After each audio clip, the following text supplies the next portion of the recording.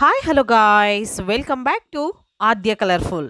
ನಾನು ಸುಮಾ. ಫ್ರೆಂಡ್ಸ್, ಇವತ್ತಿನ ವಿಡಿಯೋದಲ್ಲಿ ತುಂಬಾ ಈಸಿಯಾಗಿ ಟೇಸ್ಟಿಯಾಗಿ ಮಾಡುವಂಥ ಒಂದು ಬ್ರೇಕ್ಫಾಸ್ಟ್ ರೆಸಿಪಿಯನ್ನು ನಿಮ್ಮ ಜೊತೆ ಶೇರ್ ಮಾಡ್ಕೊಳ್ತಾ ಇದ್ದೀನಿ. ನೀವು ಯಾವತ್ತೂ ಕೂಡ ತಿಂದಿರಲ್ಲ, ಹಾಗೆ ನೋಡಿರಲ್ಲ, ಅಷ್ಟು ರುಚಿಯಾಗಿರುವಂಥ, ಒಮ್ಮೆ ನೀವು ಇಷ್ಟು ರುಚಿಯಾದಂಥ ಬ್ರೇಕ್ಫಾಸ್ಟ್ನ ತಯಾರಿಸಿ ತಿಂದರೆ ಖಂಡಿತವಾಗ್ಲೂ ಮತ್ತೆ ಮತ್ತೆ ಮಾಡಿ ತಿಂತೀರ. ತುಂಬ ಈಸಿಯಾಗಿ ಮಾಡ್ಕೊಳ್ಳುವಂಥ ಒಂದು ರೆಸಿಪಿ. ಈಗ ಮೊದಲನೇದಾಗಿ ಒಂದು ಪ್ಯಾನಿಗೆ ನಾನು ಒಂದು 2 ಸ್ಪೂನ್ ಆಗುವಷ್ಟು ಅಡುಗೆ ಎಣ್ಣೆಯನ್ನು ಹಾಕ್ಕೊಳ್ತಾ ಇದ್ದೀನಿ. ಸೊ ಫ್ರೆಂಡ್ಸ್, ನೀವೆಲ್ಲರೂ ಫಸ್ಟ್ ಟೈಮ್ ನನ್ನ ಚಾನಲ್ಗೆ ವಿಸಿಟ್ ಮಾಡಿದರೆ ಪ್ಲೀಸ್ ಚಾನಲ್ನ ಸಬ್ಸ್ಕ್ರೈಬ್ ಮಾಡಿಕೊಡಿ, ಹಾಗೆ ಲೈಕ್ ಮಾಡಿ ಮತ್ತು ಹೆಚ್ಚು ಶೇರ್ ಮಾಡೋದಂತೂ ಮರಿಬೇಡಿ. ಓಕೆ, ಸೊ ಈಗ ತುಂಬಾ ಈಸಿಯಾಗಿರುವಂಥ ಬ್ರೇಕ್ಫಾಸ್ಟನ್ನು ಹೇಗೆ ತಯಾರಿಸೋದು ಅಂತ ಇವತ್ತಿನ ವಿಡಿಯೋದಲ್ಲಿ ತಿಳಿದುಕೊಳ್ಳೋಣ.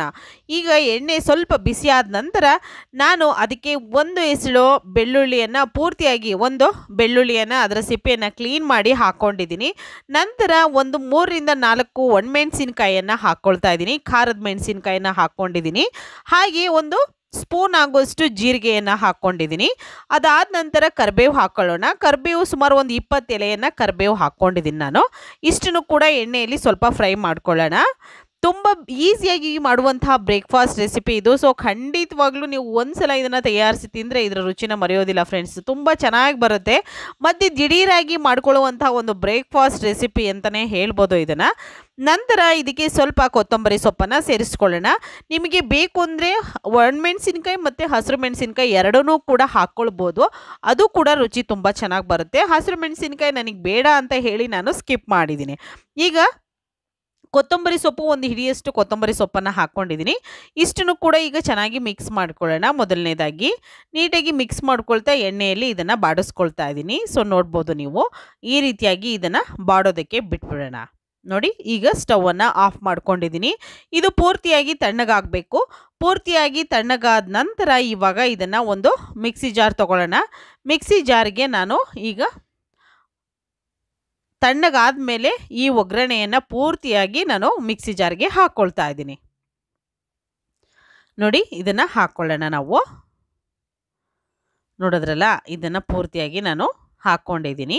ಸೊ ಇಷ್ಟನ್ನೇ ಹಾಕ್ಕೊಂಡು ಇದನ್ನು ನೀವು ಬೇಕು ಅಂದರೆ ನೀರು ಕೂಡ ಹಾಕ್ಕೊಳ್ಬೋದು. ನೀರೇನು ಬೇಕಾಗೋದಿಲ್ಲ, ಕೊತ್ತಂಬರಿ ಸೊಪ್ಪಿರೋದ್ರಿಂದ ನೀರಿನ ಅಂಶ ಇದರಲ್ಲಿ ಇದ್ದೇ ಇರುತ್ತೆ. ಸೊ ಹಾಗಾಗಿ ನೀರೇನು ಬೇಕಾಗೋದಿಲ್ಲ. ಹೀಗೆ ಇದನ್ನು ಗ್ರೈಂಡ್ ಮಾಡ್ಕೊಂಡು ಬಂದುಬಿಡ್ತೀನಿ ನಾನು.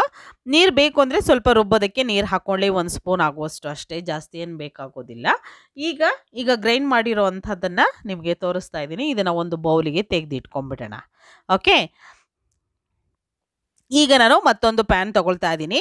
ಇದಕ್ಕೆ ನಾನು ಒಂದು 3 ಟೇಬಲ್ ಸ್ಪೂನ್ ಆಗುವಷ್ಟು ಅಡುಗೆ ಎಣ್ಣೆಯನ್ನು ಹಾಕ್ಕೊಳ್ತಾ ಇದ್ದೀನಿ. ಹಾಕ್ಕೊಳ್ಳೋಣ. ಸ್ವಲ್ಪ ಎಣ್ಣೆ ಬಿಸಿ ಆಗಲಿ.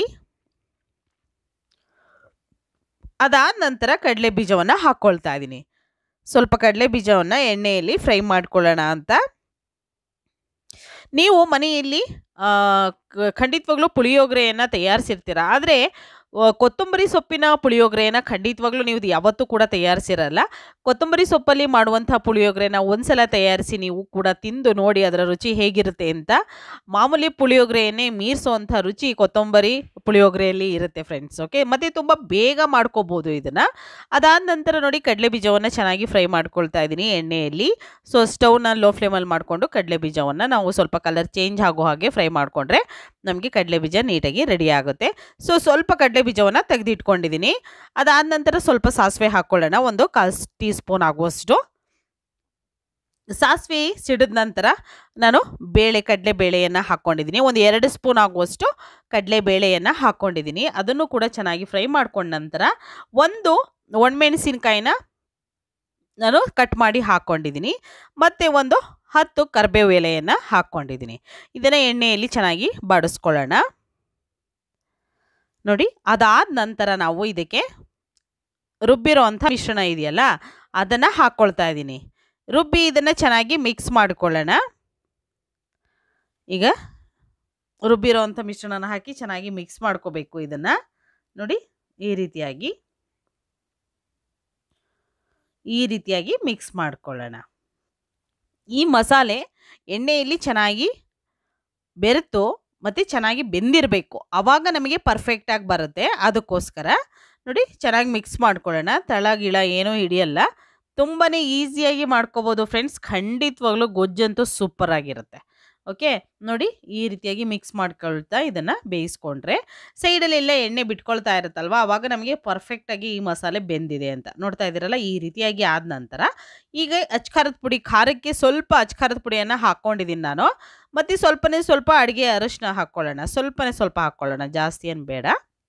ಅರಿಶಿನ ಹಾಕ್ಕೊಳ್ತಾ ಇದ್ದೀನಿ. ಅದಾದ ನಂತರ ರುಚಿಗೆ ತಕ್ಕಷ್ಟು ಉಪ್ಪನ್ನು ಕೂಡ ಇದಕ್ಕೆ ಸೇರಿಸ್ಕೊಳ್ತೀನಿ.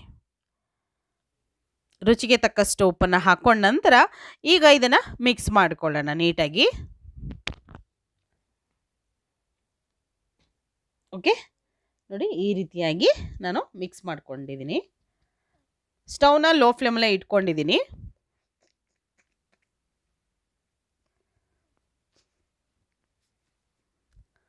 ನೋಡಿದ್ರಲ್ಲ, ಈ ರೀತಿಯಾಗಿ ನಮಗೆ ಚೆನ್ನಾಗಿ ಬೇಯ್ತಾ ಇರಬೇಕು. ಅದ್ರ ಕಲರ್ ಕೂಡ ಚೇಂಜ್ ಆಗಬೇಕು. ಅಲ್ಲಿವರೆಗೂ ನಾವು ಇದನ್ನು ಸುಮಾರು 2 ರಿಂದ 3 ನಿಮಿಷದವರೆಗೂ ಇದನ್ನು ನಾವು ಎಣ್ಣೆಯಲ್ಲಿ ಫ್ರೈ ಮಾಡ್ಕೊಂಡ ನಂತರ, ಬೇಯಿಸ್ಕೊಂಡ ನಂತರ ಈಗ ಇದಕ್ಕೆ ಹುಣಸೆ ಹುಳಿಯನ್ನು ಹಾಕ್ಕೊಳ್ತಾ ಇದ್ದೀನಿ ಸ್ವಲ್ಪ. ಎಷ್ಟು ಅಂತಂದರೆ ಸುಮಾರು 3 ರಿಂದ 4 ಸ್ಪೂನ್ ಆಗುವಷ್ಟು, ನಾನು ಮಾಡ್ತಿರುವಂಥ ಒಂದು ಕ್ವಾಂಟಿಟಿಗೆ 3 ರಿಂದ 4 ಸ್ಪೂನ್ ಆಗುವಷ್ಟು ಹುಣಸೆ ರಸ ಸಾಕಾಗುತ್ತೆ. ಬೇಕು ಅಂತಂದರೆ ನಿಮಗೆ ಹುಳಿಯಾಗಿ ಬೇಕು ಅಂದರೆ ಇನ್ನೂ ಸ್ವಲ್ಪ ನೀವು ಕೂಡ ಹಾಕ್ಕೊಳ್ಬೋದು. ಈಗ ಚೆನ್ನಾಗಿ ಅದನ್ನು ಮಿಕ್ಸ್ ಮಾಡಿಕೊಂಡು 1 ನಿಮಿಷ ಹಾಗೆ ಬೇಯೋದಕ್ಕೆ ಬಿಟ್ಟಿದ್ದೀನಿ. ಅದಾದ ನಂತರ ಈಗ ಚೆನ್ನಾಗಿ ಬೆಂದಿದೆ, ಈ ಸೈಡಲ್ಲೆಲ್ಲ ಎಣ್ಣೆ ಬಿಟ್ಕೊಳ್ತಾ ಇದೆ ಅಂದಾಗ ಮಾಡಿರುವಂತಹ ಅನ್ನ ಇರುತ್ತಲ್ಲ, ಸೊ ಮಾಡಿರೋವಂಥ ಅನ್ನ ಇದ್ದರೂ ಅಥವಾ ರಾತ್ರಿ ಉಳಿದಿರೋ ಅನ್ನ ಇದ್ದರೂ ಕೂಡ ನೀವು ಈ ಗೊಜ್ಜಿಗೆ ಹಾಕ್ಕೊಂಡು ಕಲಿಸ್ಕೋಬೋದು. ಸೊ ತುಂಬಾ ಈಸಿಯಾಗಿ ಮಾಡುವಂಥ ಒಂದು ಬ್ರೇಕ್ಫಾಸ್ಟ್ ಪುಳಿಯೋಗರೆ ರೆಸಿಪಿ ಇದು. ಸೊ ಖಂಡಿತವಾಗ್ಲೂ ಕೊತ್ತಂಬರಿ ಸೊಪ್ಪಿನ ಪುಳಿಯೋಗರೆನ ಒಂದ್ಸಲ ಮಾಡಿ ತಿನ್ನಿ ಫ್ರೆಂಡ್ಸ್, ತುಂಬ ಯಮ್ಮಿಯಾಗಿರುತ್ತೆ. ಈಗ ಮಿಕ್ಸ್ ಮಾಡ್ಕೊಳ್ಳೋಣ. ನೋಡಿ ಈಗ ನಾನು ಸ್ವಲ್ಪ ಕಡಲೆ ಬೀಜವನ್ನು ಕೂಡ ಹಾಕ್ಕೊಂಡಿದ್ದೀನಿ. ಕಡಲೆ ಬೀಜ ನಾನು ಫಸ್ಟೇ ತೆಗೆದು ಇಟ್ಕೊಂಡಿದ್ನಲ್ಲ, ಆ ಕಡಲೆ ಬೀಜವನ್ನು ಹಾಕ್ಕೊಂಡಿದ್ದೀನಿ. ಈಗ ನಮಗೆ ಪರ್ಫೆಕ್ಟಾಗಿ ಕಲಿಸೋದಕ್ಕೆ ಕರೆಕ್ಟ್ ಆಗುತ್ತೆ. ಬೇಕು ಅಂದರೆ ಇನ್ನೂ ಸ್ವಲ್ಪ ಕೊತ್ತಂಬರಿ ಸೊಪ್ಪನ್ನು ನೀವು ಹಾಕ್ಕೊಳ್ಬೋದು ಮೇಲ್ಗಡೆ. ನಾನು ಬೇಡ ಅಂತ ಹೇಳಿ ಇಷ್ಟನ್ನೇ ಕೂಡ ಮಿಕ್ಸ್ ಮಾಡ್ಕೊಂಡಿದ್ದೀನಿ. ಈ ರೀತಿಯಾಗಿ ಮಿಕ್ಸ್ ಮಾಡ್ಕೊಂಡ ನಂತರ ನಿಮಗೆ ಗೊತ್ತಾಗ್ತಿದೆ ಕಲರು ಎಷ್ಟು ಪರ್ಫೆಕ್ಟಾಗಿ ಬಂದಿದೆ ಅಂತ. ತುಂಬಾ ಈಸಿಯಾಗಿರುವಂಥ ಟೇಸ್ಟಿಯಾಗಿರುವಂಥ ಕೊತ್ತಂಬರಿ ಸೊಪ್ಪಿನ ಪುಳಿಯೋಗರೆ ಖಂಡಿತವಾಗ್ಲೂ ಒಂದ್ಸಲ ತಯಾರಿಸಿ ನೋಡಿ ಫ್ರೆಂಡ್ಸ್. ನೀವು ಯಾವತ್ತೂ ಕೂಡ ನೋಡಿರಲ್ಲ, ತಿಂದಿರಲ್ಲ. ಒಮ್ಮೆ ರುಚಿಯಾದ ಈ ಬ್ರೇಕ್ಫಾಸ್ಟ್ನ ತಯಾರಿಸಿ ನೋಡಿ. ಪುಳಿಯೋಗರೆ ರೆಸಿಪಿ ರೆಡಿಯಾಗಿದೆ. ಇದನ್ನು ಸರ್ವ್ ಮಾಡ್ಕೊಳ್ತಾ ಇದ್ದೀನಿ. ತುಂಬ ಟೇಸ್ಟಿ ಇರುವಂಥ ರೆಸಿಪಿ. ಸೊ ನೀವು ಕೂಡ ದಿಢೀರಾಗಿ ಮಾಡ್ಕೊಳ್ಳುವಂಥ ಕೊತ್ತಂಬರಿ ಸೊಪ್ಪಿನ ಪುಳಿಯೋಗರೆಯನ್ನು ತಯಾರಿಸಿ ಹೇಗೆ ಬಂತು ಅಂತ ತಪ್ಪದೆ ಕಾಮೆಂಟ್ ಸೆಕ್ಷನಲ್ಲಿ ತಿಳಿಸ್ತೀರಾ ಅಂತ ನಾನು ಭಾವಿಸ್ತೀನಿ. ಸೊ ಇವತ್ತಿನ ವಿಡಿಯೋ ಸ್ವಲ್ಪ ಇಷ್ಟ ಆಗಿದ್ರೆ ಚಾನಲ್ನ ಸಬ್ಸ್ಕ್ರೈಬ್ ಮಾಡ್ಕೊಳ್ಳಿ, ಹಾಗೆ ಲೈಕ್ ಮಾಡಿ, ಮತ್ತು ಹೆಚ್ಚೆಚ್ಚು ಶೇರ್ ಮಾಡೋದಂತೂ ಕೂಡ ನೀವು ಮರಿಕೂಡ್ದು. ಓಕೆ, ಸೊ ಈಗ ಆಗಿರುವಂಥ ಪುಳಿಯೋಗರೆನ ಒಂದು ತಟ್ಟೆಗೆ ನಾನು ಸರ್ವ್ ಮಾಡ್ಕೊಳ್ತಾ ಇದ್ದೀನಿ. ಇವತ್ತಿನ ವಿಡಿಯೋನ ಇಲ್ಲಿಗೆ ಮುಗಿಸ್ತಾ ಇದ್ದೀನಿ. ಮತ್ತೆ ಇನ್ನೊಂದು ಹೊಸ ವಿಡಿಯೋ ಜೊತೆ ಬರ್ತೀನಿ ಫ್ರೆಂಡ್ಸ್. ಅಲ್ಲಿವರೆಗೂ ನಿಮ್ಗೆಲ್ಲರಿಗೂ ಕೂಡ take care, bye, see you.